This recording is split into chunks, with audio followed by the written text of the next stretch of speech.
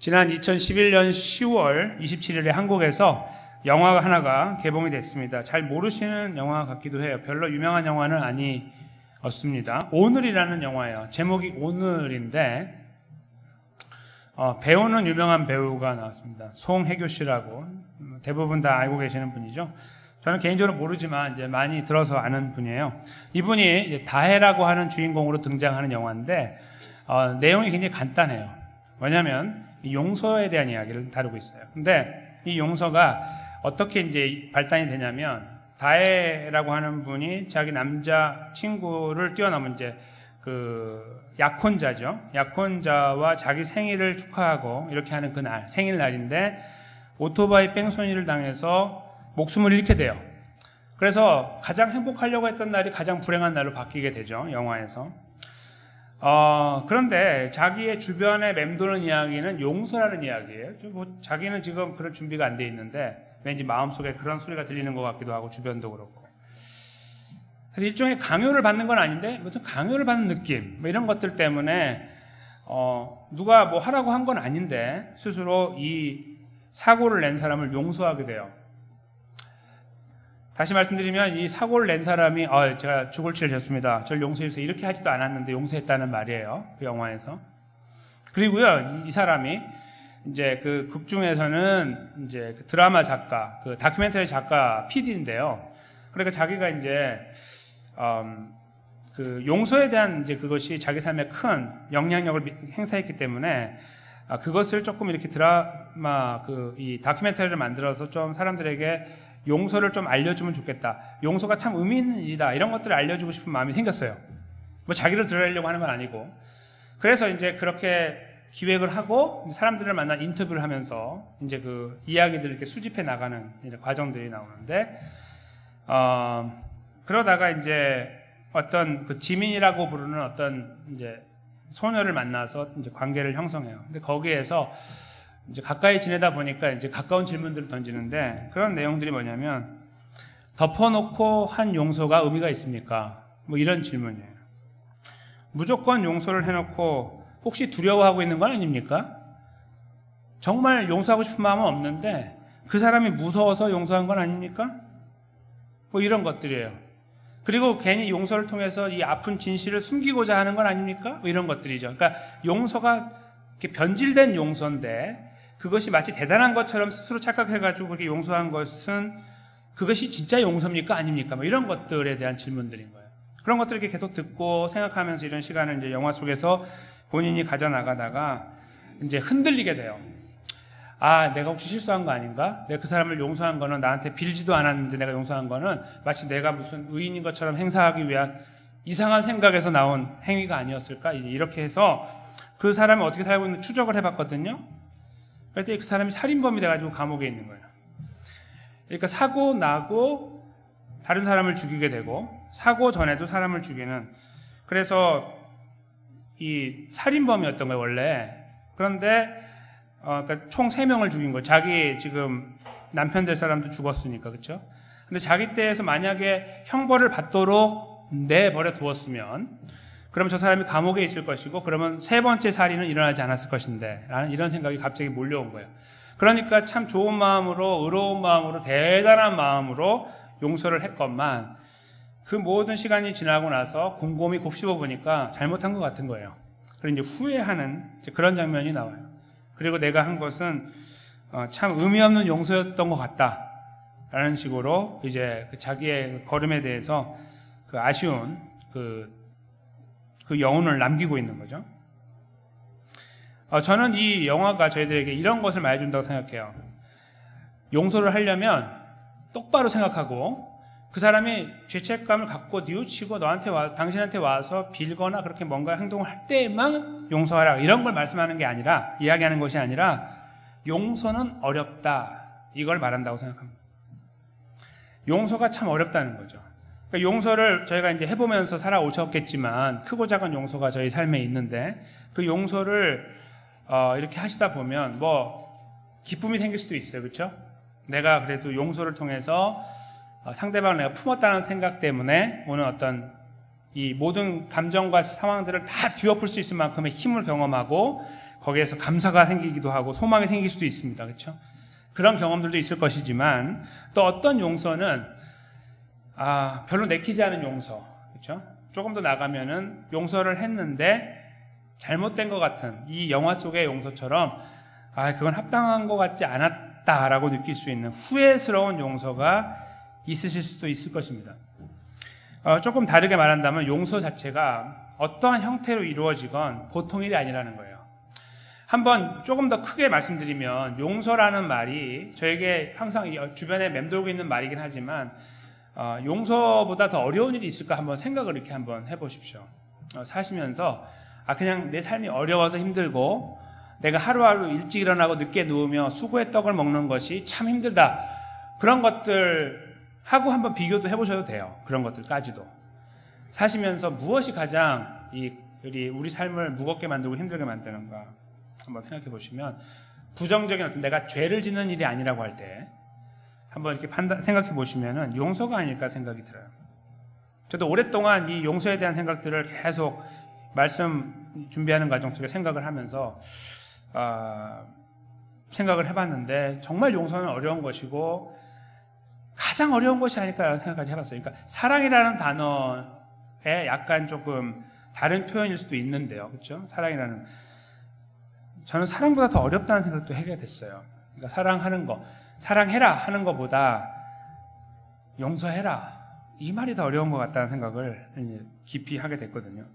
저는 이 영화가 그런 부분들을 저에게 알려준다고 생각하고요. 이것은 영화뿐만 아니라 많은 책들 그리고 특별히 세상에 있는 지혜라고 하는 지혜서들이나 아니면 심지어 성경 속에서도 계속해서 강조되어지고 있는 이야기라고 생각을 해요. 그런데 많이 이제 책을 읽어보시거나 아니면 지혜서들을 보셨거나 아니면 성경을 읽으시는 분들 중에 이제 생각을 해보시면 용서라는 단어는 나오는데 성경에 근데 용서가 얼마나 어려운지에 대한 거는 많이 없어요. 의외로. 그러니까 용서하라 이렇게 말씀하시는 것을 우리가 들는 거는 이렇게 쉽게 들을 수 있는데 용서가 아주 어렵다. 정말 어려워. 너 그거 잘 생각하고 해야 된다. 이런 말씀은 없다는 거예요. 그 용서 때문에 굉장히 뭔가 힘들어지고 이런 것들이 잘 드러나지 않아요. 그러니까 용서 후에 나오는 결과적인 면들 이런 것들만 조금 드러날 뿐이지 용서에 담겨있는 심리적인 부담이나 이 압박감들이 별로 나오지 않는다는 거예요. 성경에는. 그래서 저희가 용서에 대한 압박감들을 경험하지 않으면 용서가 힘들다고 느끼지 않을 것이고요. 그리고 잘 용서하지 못하고 살 거예요. 분명히. 그런 분들은. 그렇죠? 왜냐하면 조금 가다가 용서의 상황이 됐을 때 어떤 위험하고 자기가 힘든 게 되면 안 할 거니까. 그렇죠? 이런 거 용서인지 몰랐어. 안 해버리니까요. 생각을 많이 해야 할뚱말뚱한데 그렇지 않으면 못하니까요. 거의. 그렇죠? 근데 그런 아쉬움을 뒤로 하고 저희가 오늘 본문을 만난 겁니다. 욥기의 마지막입니다. 욥기의 마지막을 어떻게 기억하십니까? 그동안에 읽으셨거나 들으셨거나 해서 기억하시는 욥기의 마지막은 무엇입니까? 해피엔딩이죠. 축제를 벌이는 그런 모습으로 끝나잖아요. 굉장히 아쉽습니다. 욥기를 그렇게 저희가 받아들이고 이해해야 된다는 것이. 그러나 이제 본문 속에 본문 뒤에 나오니까요. 그 부분을 간과할 수는 없으나 사실 욥기를 저희가 그동안에 오랫동안 살펴오면서요. 하나님의 주권이 욥기의 주제라고 제가 강조하면서 지금까지 걸어왔던 걸 바탕으로 본다면 맨 뒤에 나와 있는 이야기는 그렇게 중요하지 않다라는 생각을 하게 됩니다. 왜냐하면 다 하나님 마음대로니까요. 그렇죠? 저희가 어떤 공식대로 하나님 백성대로 답게 살아가니까 하나님이 그 공식에 딱딱 맞는 대로 복을 주시고 뭔가 변화를 일으키시고 회복하시는 것이 아니니까요. 저희 그리스도의 삶이 그렇게 쉽게 이루어지지 않고 꼭 참고 갔더니 그 고난의 끝자락이 밝게 빛나고 있지 않는 경우가 더 많으니까요. 욥기는 그 뒤에 나와 있는 내용조차도 그 화려한 엔딩조차도 하나님의 주권에 의해서 이루어진다는 것을 본다면 저희가 별로 부담 없이 이해할 수 있는 것이 됩니다. 그냥 마지막에 달려있는 마지막 스토리인 거죠. 오히려 저희가 집중해야 되는 것은 바로 오늘 본문이라는 겁니다. 그리고 오늘 본문은 제가 방금 말씀드린 것처럼 용서가 얼마나 어려운 거에 대한 것을 드러내고 있습니다. 용서를 오히려 받거나 아니면 위로를 받아야 되는 사람에게 용서를 하라고 하는 것처럼 비참한 일은 없고 잔인한 일은 없죠. 내가 오히려 사람들이 와서 내 등을 쳐줘야 되는데 내가 그렇게 지금 막 죽어가고 있는 나를 일으켜가지고 저기 멀쩡한 사람 향한 데 가서 어깨 치라고 하면 그게 무슨 올바른 말이 되겠습니까? 그렇죠? 바로 그것이 용서라고 한다면 저희는 아주 진지하게 이 말씀을 들여다봐야 된다는 거예요. 용서는 허허 웃으면서 하는 일이 아니기 때문에. 그리고 그것은 저희가 걸어가는 그리스도인 삶에서 가장 어려운 부분일 수도 있기 때문이라는 거예요. 그래서 오늘 본문이 중요하고 몇 안 되는 본문 중에 하나가 바로 오늘 본문이라는 거예요. 용서가 어렵다를 드러내고 있는.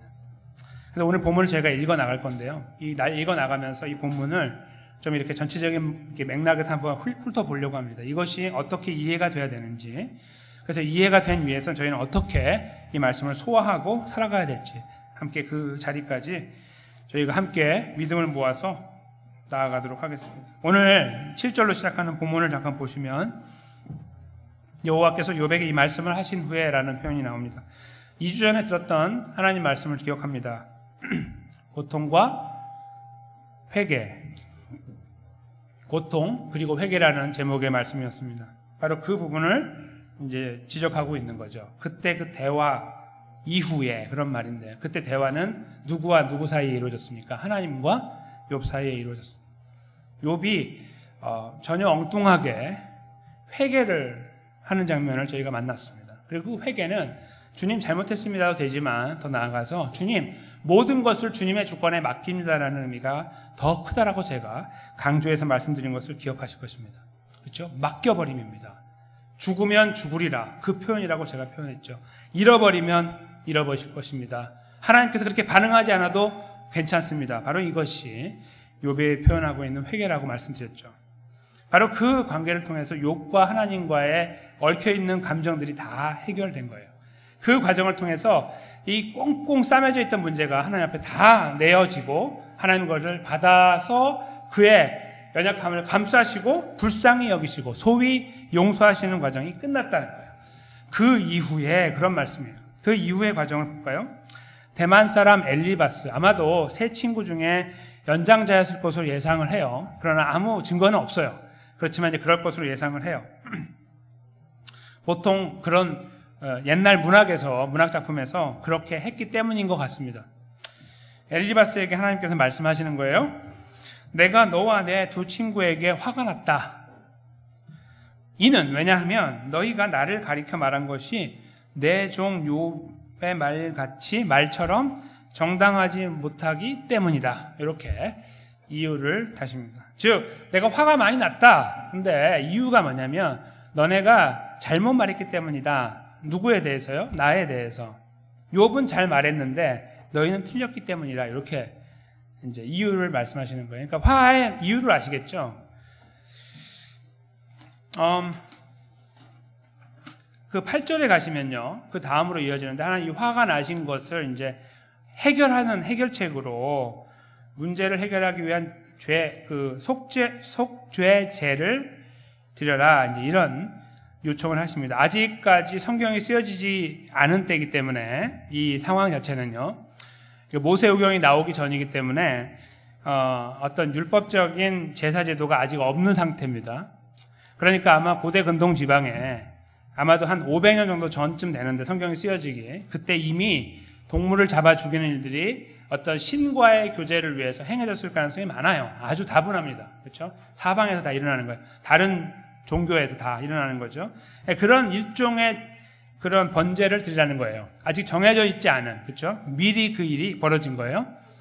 그래서 너희를 위하여 번제를 드리라 이렇게 하면서 그 내용이 뭐냐면 수송아지 7마리, 그 다음에 수양 7마리를 가지고 내 종 욥에게 가라 이렇게 이제 명령을 하시는 거예요. 그래서 제사를 드려라.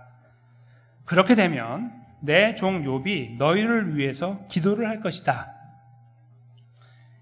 내가 그러면 그를 기쁘게 받으리니 너희 우매한 대로 너희에게 갚지 아니할 것이다. 그리고 이제 보세요. 이는 너희가 나를 가리켜 말한 것이 내 종 욥의 말같이 정당하지 못함이니라. 7절에 나와 있는 거기 마지막 부분을 한번 이렇게 성경이 가지고 계신 분들이나 아니면 이 스크린 안에서 보시면 완전히 똑같죠? 이는부터가 완전히 똑같아요. 이게 이제 그 시적인 표현으로 보면 수미상관법이라고 부르는데 이제 문학 작품에서 특별한 어떤 표현 방법인데 강조하기 위한 거예요. 이렇게 앞과 뒤를 감싸고 있어가지고 이걸 강조한다 이거예요. 이 안에 확 넣어가지고 이 앞과 뒤를 강조한다 그런 말인데요. 이 두 가지가 여기에 앞과 뒤에 있음으로 해서 첫째로 하나님이 아주 엄청나게 화가 나셨다는 거고 처음 느끼는 거는, 둘째로 욥이 아주 많이 상처를 받았다는 거예요. 너희들 때문에. 이런 표현들을 여기서 저희가 느낄 수 있는 거예요. 그 감정들을. 그러니까 이 수미상관법의 이 기교를 통해서 하나님께서 표현하려고 하는 것은 나 아주 많이 화났다. 조금 화난 것이 아니고 아주 많이. 둘째로 너희 때문에 내 종 욥이 아주 죽을 지경이다. 이런 이제 표현이에요. 그러니까 이 문제를 해결하기 위해서 너희가 수양 7, 수송아지 7을 가져와서 제사를 드려야 된다. 이렇게 표현했습니다. 수양 7과 수송아지 7이라는 건 저희가 이제 숫자적인 개념이 잘 분명하지 않아서 모르시겠지만 나중에 율법이 만들어지고 나서 제사제도가 생긴 다음에 보면 수양 7마리, 수송아지 7마리는 언제 이렇게 잡냐면요. 이 이스라엘 전체를 커버할 때 잡아요.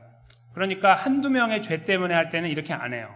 뭐 한 마리 정도면 끝나죠. 근데 7마리를 갖고서 제사를 할 때는 하나님께 이 전체 민족, 이스라엘 민족 전체를 커버하려고 할 때, 우리의 죄를 용서해 주세요 할 때 이렇게 하는 거예요. 아시겠죠? 숫자가. 그러니까 그 율법이 주어지기보다 몇백 년 전이기 때문에 이건 아주 엄청나게 많은 양이다 생각하시면 돼요. 그냥 몇 명이서 이렇게 끄짝끄짝 자기 죄 문제 때문에 드릴 양이 아니고 엄청난 양, 이렇게 많이 요구하는 것은 좀 말이 안 된다 이렇게 보시면 되는 거예요. 그러니까 뭐 죄 하나, 작은 문제를 이렇게 해결하기 위해서 집 전체를 다 가지고 이 문제를 해결하라, 뭐 그런 것들이 다 팔아가지고 막 이런 말이라고 보시면 돼요. 아주 굉장히 억지적인 주장이라는 거죠. 그렇게 해가지고 제사를 드리라고 하나님 요청하신 거예요. 그것도 저희가 같은 맥락에서 보면 하나님께서 아주 많이 화가 나셨고 이 문제에 대한 그 문제로 상처받은 욥은 아주 많이 힘들다 하는 것을 이야기한다고 볼 수 있는 거예요. 이런 것들을 통해서 하나님께서 해결책을 주셨는데 그 해결책이 다가 아니에요. 그렇게 하면 내가 다 해결해 줄게가 아니고 그 다음에 이걸 받고 있는 욥이 해야 될 일이 뭐냐면 기도라는 거죠. 8절 중간 부분에 보시면 욥이 너희를 위하여 기도할 거다. 내가 그를 기쁘게 받을 것이다. 기도하면 그 기도를 내가 응답할 건데, 다른 말로 하면 기도하면 내가 용서할 건데, 그런 말이겠죠. 그렇게 됐을 때 비로소 너희가 너희 잘못 때문에 나를 오해하고 나에 대해서 잘 이해하지 못한 것 때문에 오는 내 이 분노 때문에 오는 너에게 퍼부어질 그 진노가 너희에게서 떠나가게 될 것이다. 그런 표현이 8절 중간 부분에 있는 것입니다. 그래서 하나님께서 이 화를 해결하시기 위해, 분노를 해결하시기 위한 방법으로 한 나라가 드려야 되는 만큼의 엄청난 양의 재물을 통한 제사를 요구하시고, 그리고 그들에게 욥에게 가서 그 일을 하도록 이렇게 지시를 하신 겁니다. 학자들은 이렇게 생각합니다. 여기 나와 있는 욥에게 가서라는 표현 때문에 이 친구들이, 3명의 친구들이 엘리후라는 친구가 등장한 다음부터 아예 집으로 돌아갔을 거라고 생각해요. 아예 집으로. 그러니까 욥과 대화를 오랫동안 해왔는데 욥이 자기는 계속 옳다고 하고 이러니까 그거에 대해 신물이 나니까 떠나가 버렸다. 그리고 엘리후가 등장한 걸로. 그러니까 엘리후가 등장할 때 있었지만 그 대화 속에, 그 긴 대화 속에 그들은 떠나갔을 것이다로 생각을 해요. 그래서 하나님께서 욥에게 가라고 한 거다. 이제 이렇게 이해를 하려고 합니다. 그러니까 옆에 이렇게 머물고 있다가 멀리서 지켜보고 있다가 간 게 아니라, 이걸 이해하는 입장에서 이 흐름을 이해하는 입장에서 보면 친구들 3명이 멀리서 왔잖아요. 그렇죠? 멀리서 왔는데 다시 돌아갔는데 하나님이 엘리바스를 통해 다 연락을 취해서 셋이 다시 한번 오도록 하고, 그냥 오지 않고 7마리 재물을 가지고 와서 이 문제를 해결하도록 지시하고 계신다고 이해한다는 것입니다. 그러면요, 저희가 여기에서 이 욥이 갖고 있는 이 상처가 얼마나 컸고 아픔이 컸는지를 다시 더 많이 느낄 수가 있어요. 하나님의 화가 얼마나 컸는지도 느낄 수 있고요. 그냥 옆에 있으니까 야 잠깐 갔다 와. 그 7마리만 준비하면 돼. 너희 다 부자니까 충분히 할 수 있잖아. 그거 갖고 가서 그렇게 하면 용서해 줄게. 이런 게 아니라 지금 다 집에 와가지고 그 사람 그거 참 못됐네. 그거 참 우리가 말하면 듣고 해야지. 내가 아무리 말해도 안 되고 하고 다 집에 와서 쉬고 있는데 메시지가 온 거예요. 다시 일어나라. 짐 챙겨서 가. 요백에 가서 너희가 사과하는 거야. 어떻게 해요? 7마리 준비해서 번제를 드려서 이렇게 표현하고 있다는 것이죠. 그러니까 그들은 다시 출발해야 돼요. 이 문제를 해결하기 위해서, 하나님과의 관계를 해결하기 위해서, 욥하고 관계를 해결하기 위해서 그들은 다시 짐을 챙겨서 일어나야 되고 물건을 가지고 가야 되는 이 엄청난 부담을 그들이 감수하도록 하나님이 하셨다는 이해입니다. 그렇게 보면 이 8절에서 표현하고 있는 것이 얼마나 큰 형벌인지도 알 수 있어요. 그렇죠? 그들에게 있어서 그 먼 길을 다시 가고 그 일을 해야 된다는 것이 말입니다. 하나님께서 그런 해결책을 주시고요. 내가 아주 분노했다라는 말을 앞과 뒤에 넣어가지고 너네가 나에 대해 잘못 말했기 때문이라고 말씀하고 계십니다. 근데 이 말씀을 듣고 계시는 성도님들께서 욥에 대해서 많이 고민하시고 생각하셨다면은 제가 지금 약간 그동안의 말씀을 전해왔던 것하고 조금 약간 다른 내용들이 전달되고 있다는 것을 느끼실 겁니다. 그것이 무엇일까요? 욥에 대한 이야기예요. 지금 여기에서 하나님께서 욥이 말한 것처럼 그렇게 똑바로 말하지 못했고 너희는 다르게 말했다 그렇게 말씀하셨잖아요. 이쪽 사람들 친구들에게. 그러면 친구들은 틀렸었고 욥은 항상 옳았어야 된다 이 말이에요. 근데 저희가 아는 바대로 보면 욥도 틀렸어요. 38장 이후 그 내용을 쭉 보면 하나님께서 욥을 지적하셨을 때 욥이 그 앞에서 아이고 하나님 잘못했습니다 이렇게 하잖아요. 그리고 바로 앞장 41장에서 납작 엎드려서 회개했잖아요. 욥이 갖고 있던 생각에 문제가 있는 것이 틀림없는데 하나님은 욥을 두둔하는 것처럼 보이는 거예요. 욥은 정말 옳았다고 생각하시는 것처럼 보이고 친구들은 항상 틀렸던 것처럼 말씀하는 것처럼 보여요.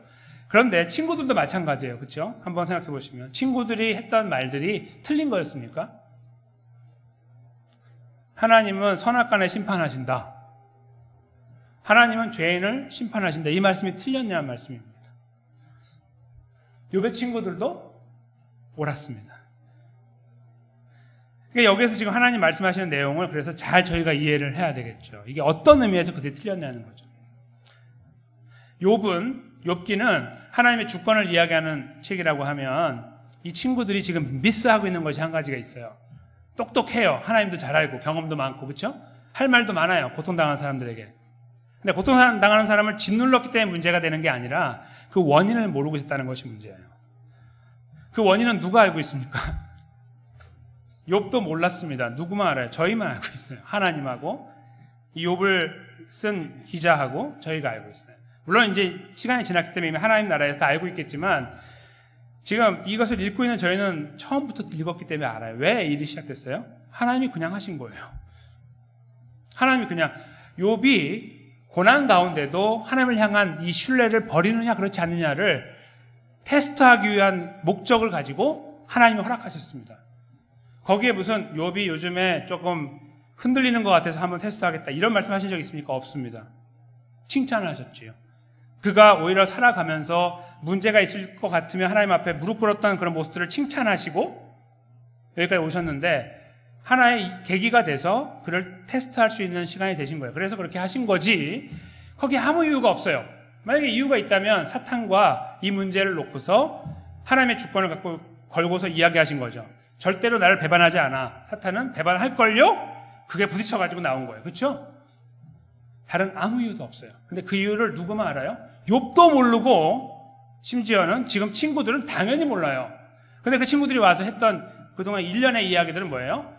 내가 아무리 봐도 넌 죄인이야 이렇게 말하고 있어요. 무슨 지금 이게 죄에서 나온 거예요. 완전히 헛소리를 하고 있는 거예요. 완전 헛소리. 그러니까 하나님에 대해서 하나님 선악간에 심판하는 이건 맞아요. 그런 분이니까 하나님은. 그러나 지금 이 케이스는 그게 아니에요. 근데 이 케이스도 이거라고 말했어요. 아니긴 뭐가 아니야 이렇게 하면서. 그래서 그 답답함 속에 욥은 막 죽어갈 것처럼 힘들게 울분을 토했잖아요. 아니라고. 하나님께서 지적하시는 내용이 바로 그거라는 거예요. 그래서 이 내용 자체가 그래요. 나에 대해서라고 말하고 있어요. 그렇죠? 너희가 나를 가리켜, 이게 나에 대해서란 말이거든요. 하나님에 대해서 오해하고 말을 한다는 거예요. 지금 이 상황에 대해서 이해하지 못하고 있으면서 마치 하나님의 머릿속에 들어가 있는 것처럼 하나님의 주권을 다 이해한 것처럼 하면서 이야기한 게 틀렸다는 거예요. 그 부분을 놓고 하나님이 대노하신 거예요. 네가 알긴 뭘 하는데, 이거죠. 지금 이 시작점은 욥도 모르는데 네가 뭘 알아? 너희들이 뭘 알아? 여기에서 하나님께서 굉장한 지금 분노가 일어나신 거예요. 하나님의 주권에 대한 도전이에요. 다른 말로 하면 자기가 하나님인 것처럼. 그렇죠? 사실 저희가요, 고통당하는 분들, 저희가 그동안에 계속 말씀을 나누면서 저희 생각도 해왔지만 옆에 계시는 고통당하는 분에 대해서 저희가 그분을 100% 이해 못합니다. 100%가 뭡니까? 10%나 이해할까요? 심지어 가족도 마찬가지라고 저는 생각합니다. 그 자아 속에 들어가지 않으면, 그 개인 안에 들어가지 않으면, 내면으로 들어가지 않으면 모르니까요. 그렇죠? 하나님과의 관계조차도 몰라요. 우리 생각은 우리하고 하나님만 아니까 그걸 누군가에게 말하지 않는 이상은 나와 하나님과의 관계 속에 이루어지거든요. 그걸 다 토설해내가지고, 다 써내가지고 드러냈을 때조차도 사실은 그 사람의 마음이 변화가 있는데, 그렇잖아요? 다 썼어요. 근데 그 쓰는 동안에 변화가 생기잖아요. 그것까지 다시 어떻게 써요? 못 써요. 불가능하잖아요. 그런 불가능을 갖고 있고 서로 몰라요. 그런데 친구들이 와서 조금 경험이 있다는 이유 때문에, 하나님을 좀 경험했다는 이유 때문에 했던 말들 다 헛소리라는 거죠. 다 헛소리예요. 하나님에 대한 이야기가 틀린 게 아니라 이 상황에는 완전 헛소리라는 거예요. 여기에 지금 그거는 전혀 맞지 않는다는 거예요. 이거 그냥 내가 한 거다, 이거죠. 하시려고 하는 말씀이 욥의 죄 때문에? 아니야, 내가 한 거야, 이거예요. 틀렸다는 거죠. 욥은요, 왜 하나님이 욥은 두둔하실까요? 여기서 욥도 분명히 잘못했는데, 욥의 개인적인 질문이에요. 하나님, 저 알고 싶어요, 이거예요. 하나님, 제가 의롭다는 것이 아니라, 때로는 저희가 의롭다고 말을 했지만, 그러나 하나님, 제가 참 부족한 자인데 사랑해 주면 감사한데 왜 이 문제가 발생했습니까? 저 알고 싶어요라고 하는 부분을 기억하실 거예요. 욥이 고통 가운데 부르짖는 소리 때문이에요. 그가 고백했던 하나님 때문이에요. 하나님은 이런 가운데 있는 우리들에게도 은혜를 베푸신다는 이유 때문이에요. 하나님의 주권에 대한 고백 때문인 거예요. 하나님의 주권 위에 올라가서 하나님, 저는 아닙니다. 이렇게 말씀했던 부분들은 하나님께 회개했고요. 그거 말고 하나님, 제가 정말 이해할 수 없습니다. 도대체 무엇 때문에 이렇습니까? 이렇게 하십니까를 질문했던 내용들에 대하여 하나님의 주권을 인정한 욥을 향해 하나님은 크레딧을, 점수를 주고 계시는 거예요. 그게 그의 편에 서신다는 겁니다. 그래서 내 종 욥이라고 4번이나 말씀하세요. 이 짧은 말에 내 종 욥, 내 거라는 말이에요. 친구들하고 다르게. 그렇다고 친구들을 멸시하는 그런 것들이 아니라 이 상황에 대한 것만 쓰시는 거예요. 그렇죠? 그들의 지식에 문제가 있는 것도 아니고 하나님을 향한 경험에 문제가 있는 것도 아니에요. 이거 모르는 거예요. 그냥 요거. 그냥 모른다고 하면 돼요. 그래서 왜 그럴까? 참 어렵죠. 이렇게 가면 되는데 같이 기도해 주고요. 내가 잘 이유는 모르지만 참 아프겠네라고 하면 되거든요. 근데 지가 뭔데? 자기네가 뭔데? 함부로 이야기하는 거예요. 하나님 자리에 선 거죠. 하나님은 그걸 참지 못하시는 거예요. 그래서 한 나라가 짊어져야 되는 양의 재물을 드려야 그게 베이스가 돼가지고 그의 기도와 더불어 내가 너희를 용서하겠다고 말씀하신 거예요.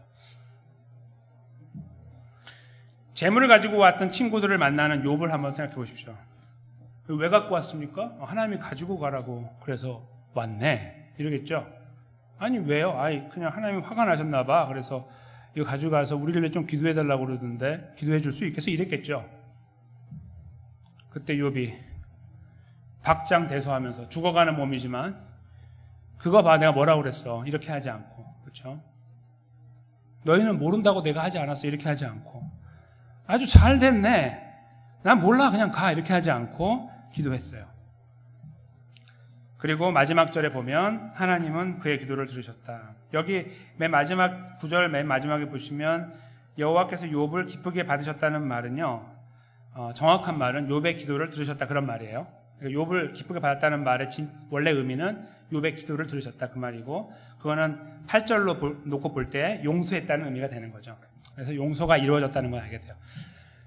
고통 가운데 있던 욥에게는 사실은 아직 10절부터 넘어가면 이게 확 바뀌지만 이야기가 아직까지도 욥은 고통 가운데 있어요. 병이 낫지 않고 죽어가고 있다고요.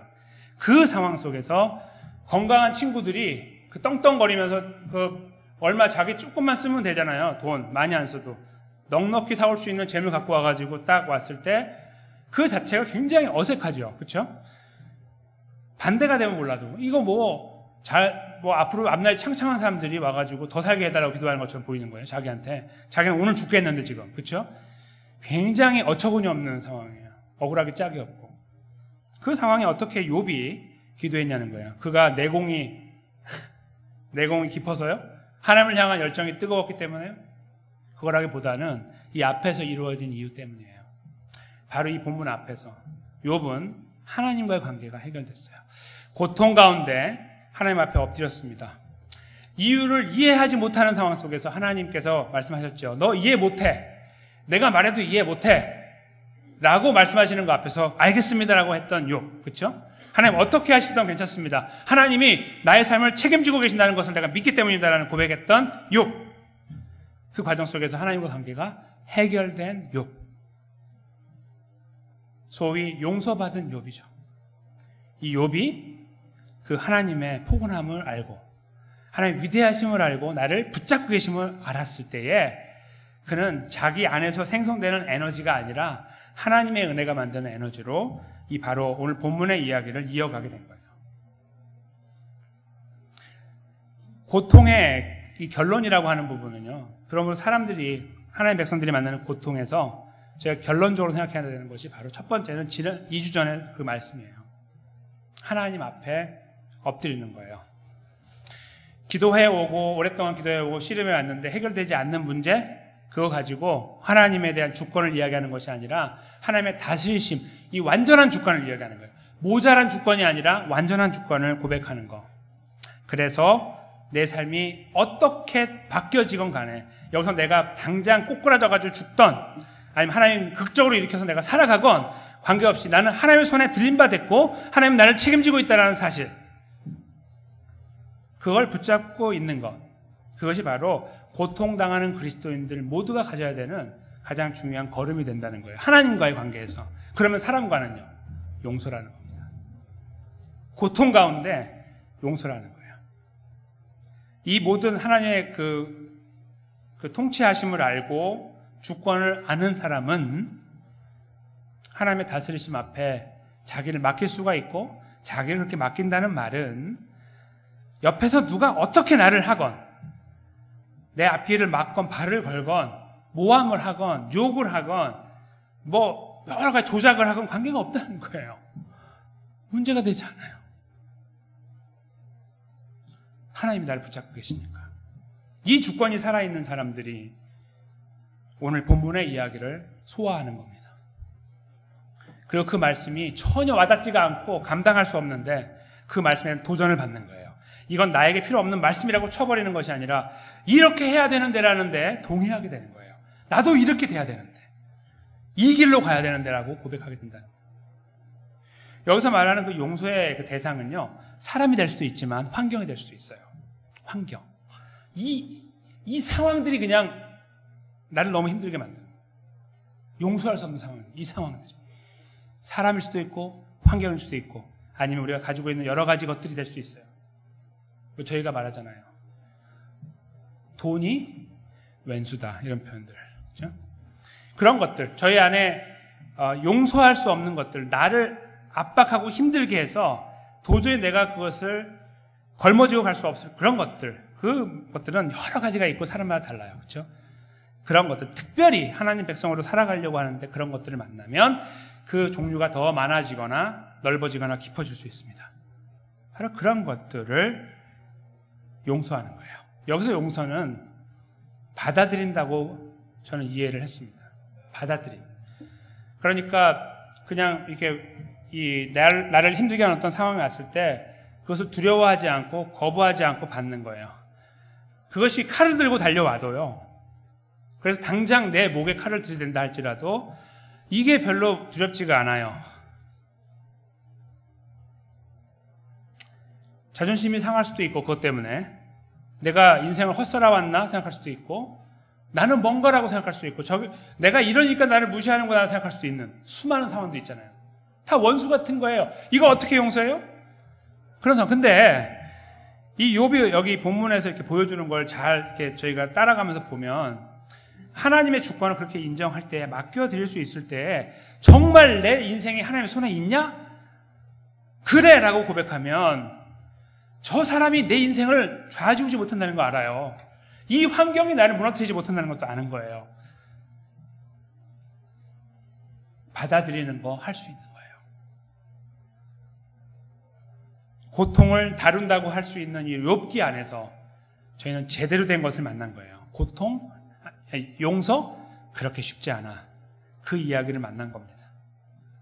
고통 가운데 용서, 더더욱 용납할 수 없는 거, 가만히 둬도 나를 무시하는데 내가 무시당하는 그 자리에서 그를 용서하라고요? 이게 말이 됩니까? 하나님? 하는 그런 상황? 바로 욥은 그 자리에 있어요. 내일 죽을지도 모르는데 친구들, 건장한 친구들이 왔어요. 떵떵거리면서 왔습니다. 우리 용서해 주겠어? 이 상황 말이에요. 말도 안 되는 상황. 그 앞에서 그는 하나님 앞에 무릎을 꿇었어요. 하나님 용서해 주세요. 저들이 알지 못하고 했어요. 이 욥의 이 걸음이요, 저희들에게 생생하게 들려주는 하나의 메시지가 있습니다. 바로 예수님의 가상 7원 중 십자가에서 일곱 개의 말씀 중에 첫 번째 말씀이죠.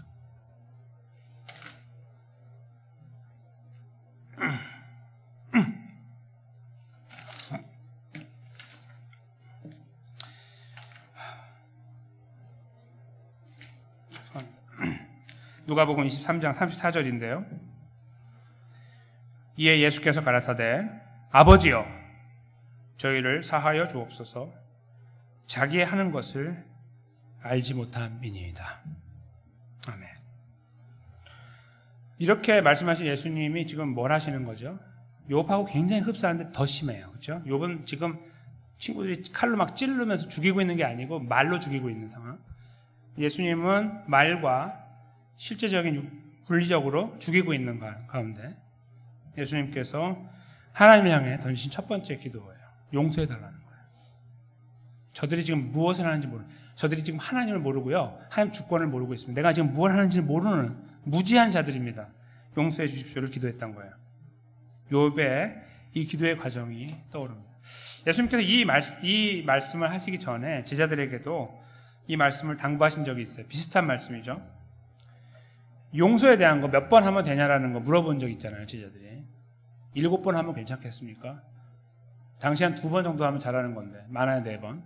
7번 딱 그래도 어깨 펴고 딱 이야기했더니 예수님께서 7번 맞아. 곱하기 70 70을 곱해 490번 산술적으로 그러는데 490번은 모르겠습니다. 제가 490번 똑같은 죄를 짓는 분이 주변에 계시는지 모르겠습니다. 그 말씀은 그걸 뛰어넘어서 은유적으로 무한대라는 표현이죠. 산술적으로 490번도 사실 거의 없을 뿐더러 그 전에 끝나죠, 관계가. 아니면 무한대라는 뜻이에요. 예수님 그렇게 말씀하시고 본인이 먼저 그 말씀을 십자가 위에서 이루신 거예요.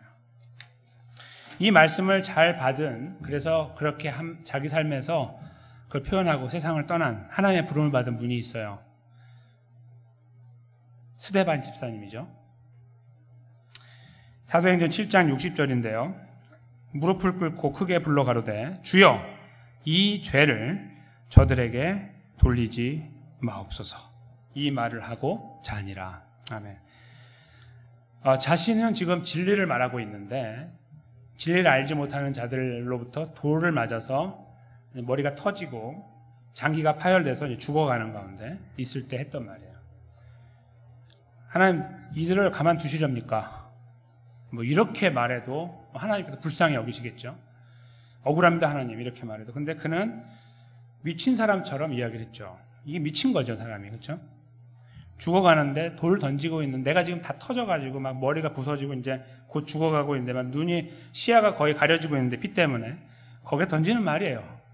죽기 바로 전에 저들의 죄를 사하여 주십시오. 저들이 이 죄를 저들에게 돌리지 마옵소서. 이렇게 말을 했다는 것은 정상인으로서 불가능한 거예요. 예수 그리스도의 걸음을 그가 기억해냈겠죠. 그의 말씀을 기억해냈고 그리고 그의 죽으심을 기억해냈을 겁니다.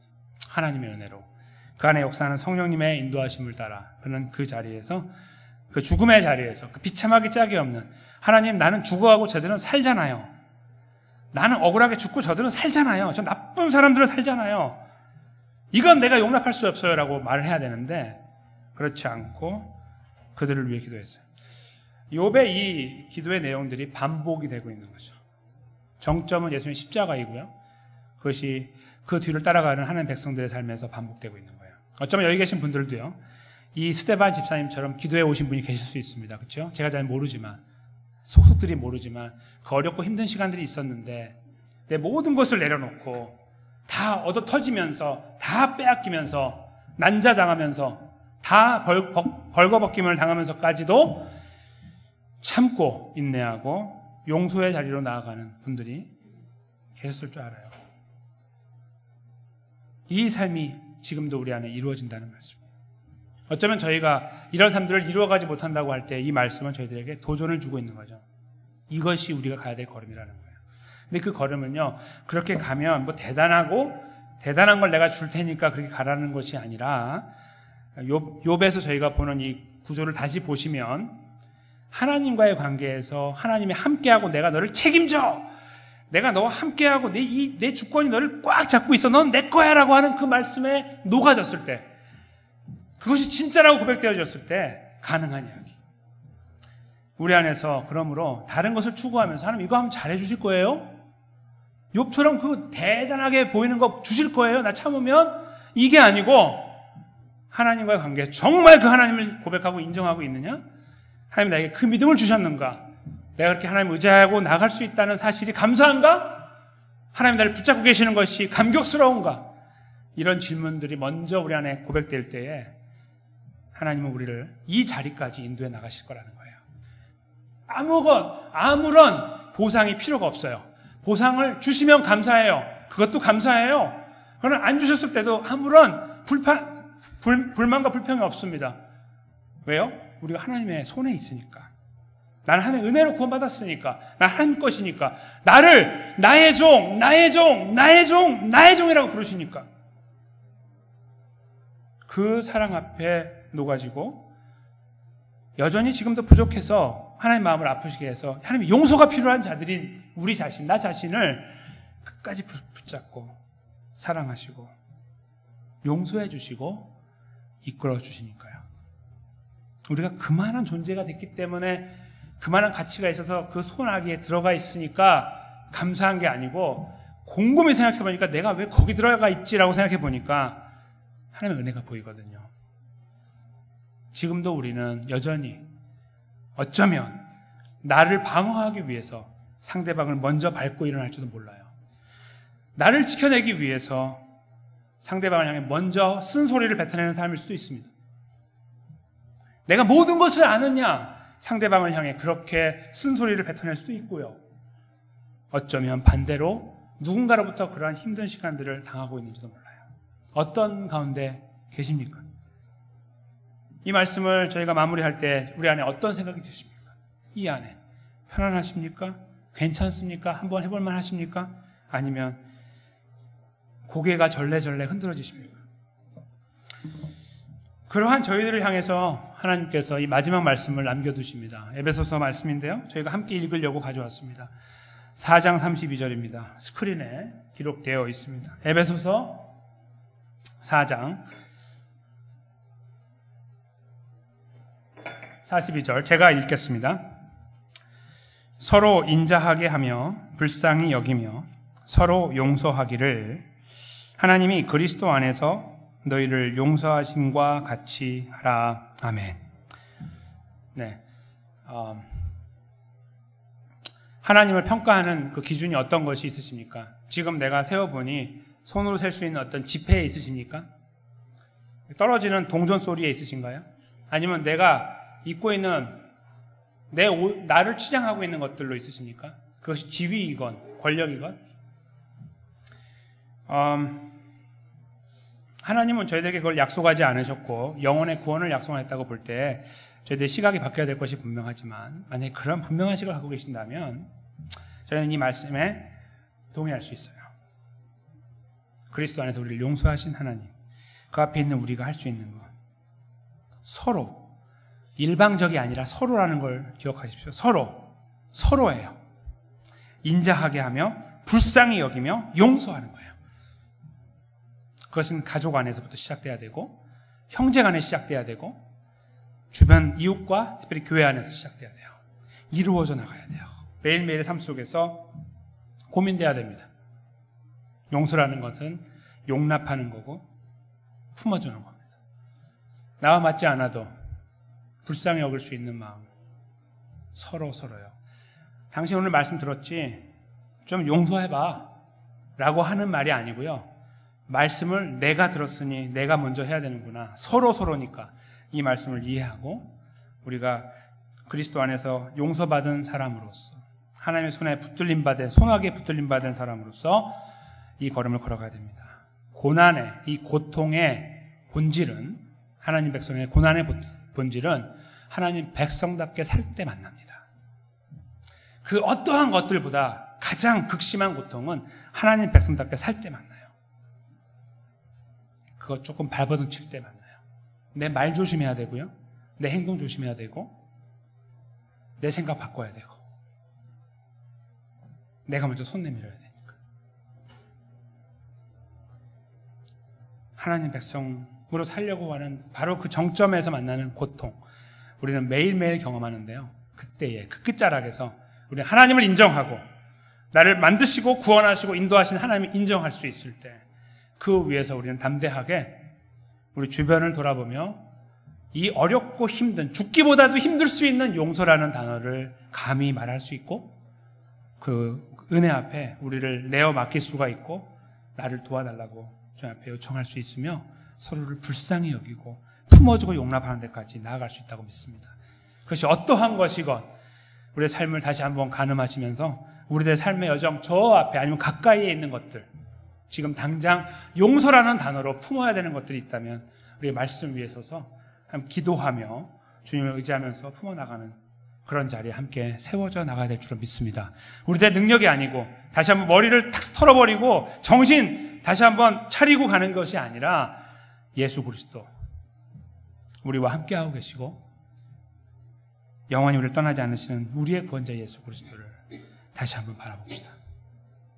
그 이름을 부르고 그 앞에 우리들의 약함을 고백합시다. 죽기보다 싫어요 하나님, 죽기보다 싫어요 예수님, 이렇게 우리가 고백합시다. 정말 힘든 것이 있다면 그러나 나를 도와주세요, 이렇게 기도합시다. 나를 살려주세요, 나를 불쌍히 여겨주세요, 이렇게 주님 앞에 기도하면서 하나님 백성의 걸음 저희가 다시 한번 은혜 가운데 묵묵하게 걸어가시는 사랑하는 성도님들과 저의 삶이 되시기를 주님의 이름으로 간절히 축원합니다.